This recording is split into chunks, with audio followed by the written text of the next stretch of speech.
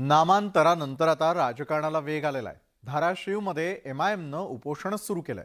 छत्रपती संभाजीनगर पाठोपाठ एमआयएमनं धाराशिवमध्ये आंदोलन सुरू केलं. दोन्ही शहरांच्या नामांतराविरोधात एमआयएमनं आक्रमक भूमिका घेतलेली आहे.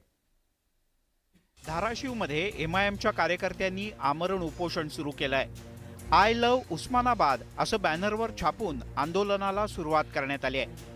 उस्मानाबाद शहराचं धाराशिव असं नामांतर केल्याच्या विरोधात एमआयएमनं आक्रमक पवित्रा घेतलाय. शहराचं नामांतर करताना सामान्य नागरिकांना विश्वासात घेतलं नसल्याचा एमआयएमचा आरोप आहे. नामांतर करताना नागरिकांच्याकडून हरकती आणि त्यांची मतं का जाणून घेतली नाहीत असा प्रश्न सुद्धा उपस्थित करण्यात आला. तसंच कोर्टाचा अंतिम निर्णय येईपर्यंत नामांतर करण्यात येऊ नये या मागणीसाठी जिल्हाधिकाऱ्यांच्या मार्फत राष्ट्रपतींना निवेदन सुद्धा पाठवण्यात आलं. लोकांना विश्वासात न घेता त्यांचे आक्षेप आहे किंवा नाही हे मत प्रतिक्रिया जाणून न घेता हे घेतलेला निर्णय आहे. या निर्णयाला तुरंत स्थगिती देण्यात यावी या संदर्भात आम्ही जिल्हाधिकारी साहेबांना त्यांच्या मार्फत आम्ही राष्ट्रपती साहेबांना निवेदन दिलेलं आहे. राज्य सरकारनं केंद्राला 2 शहरांच्या नामांतराचा पाठवलेला प्रस्ताव मंजूर झालाय. त्यामुळे औरंगाबादचं छत्रपती संभाजीनगर आणि उस्मानाबादचं धाराशिव असं नामांतर झालं. मात्र या नामांतराला एमआयएमनं सुरुवातीपासूनच विरोध केला. छत्रपती संभाजीनगरमध्ये खासदार इम्तियाज जलील यांच्या नेतृत्वात मागच्या आठवड्यापासून आंदोलन सुरू झालं. विकासाच्या ऐवजी नामांतराच्या मुद्द्यावरून नागरिकांचं लक्ष विचलित करण्यासाठी सरकारनं ही खेळी केल्याचा आरोप जलील यांनी केला होता. तर नामांतराचा निर्णय रद्द होईपर्यंत आंदोलन सुरूच ठेवू असा इशारा एमआयएमनं दिलाय. येत्या 2 दिवसात आम्ही साखळी उपोषणाला संविधानाच्या चौकटीत राहून कलेक्टर साहेबांच्या गेटसमोर आम्ही साखळी उपोषणास बसणार आहोत. सर्व उस्मानाबाद जिल्ह्यातून व शहरातून सर्व नागरिक या आंदोलनामध्ये सहभाग होण्याचे अंदाज आहे. मराठवाड्यातलं राजकारण मागच्या 35 वर्षांपासून नामांतराच्या मुद्द्यावर फिरत होतं. राज्य आणि केंद्र सरकारनं 35 वर्षांपासूनचा हा प्रश्न निकाली काढला.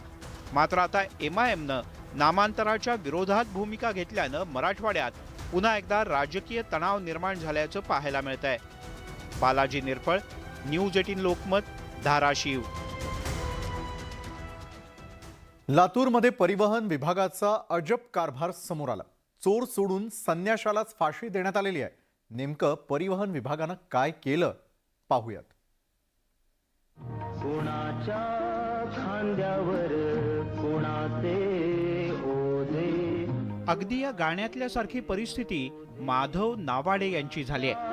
खांद्यावर कोणाचे ओझे कोणाचे ओझे. निलंग्यात शिक्षक असलेले माधव नावाडे यांच्याकडे 4 चाकी म्हणजे कार आहे आणि त्यांना परिवहन विभागानं चलन पाठवलंय. आता तुम्ही म्हणाल त्यात वेगळं ते काय? नियम मोडले असतील तर चलन पाठवणारच. मात्र नावाडे यांना हेल्मेट नसल्याबद्दल दंड आकारण्यात आलाय. आता कार चालवत असताना हेल्मेट वापरण्याचा संबंधच काय? मात्र MH16 AP 2610 या बाईकचा दंड माधव नावाडे यांच्या माथी मारण्यात आलाय. त्या गाडीचा नंबर आहे MH46 AP 2610 आणि मला फाईन आलाय मोटरसायकलचा.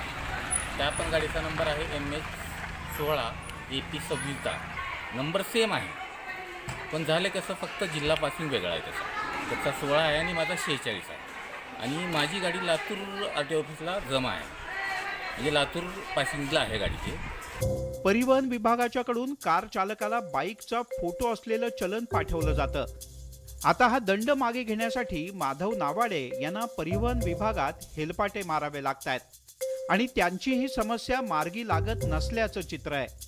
ह्या तुमच्या फाईनमुळं मला खूप त्रास होतो आहे. प्रत्येक वेळी मी RTO ऑफिसला पण 2-3 वेळेस गेलेला आहे. त्याने म्हणतात पनवेलला जावा. पनवेलला जायला मला परवडणार नाही आहे ते. तर माझी एवढीच विनंती आहे, जे कोणी अधिकारी असतील त्यांनी माझं हे फाईनचं काय आहे ते व्यवस्थितपणे मला न्याय द्यावा. चलन पाठवण्यासाठी तत्पर असलेला परिवहन विभाग त्याच तत्परतेनं चूक मात्र मान्य करताना दिसत नाही. त्यामुळे माधव नावाडे यांना दिलासा मिळणार तरी कधी हे कळायला मार्ग नाही. नितीन बनसोडे, न्यूज 18 लोकमत, लातूर. कोणाच्या खांद्यावर कोणाचे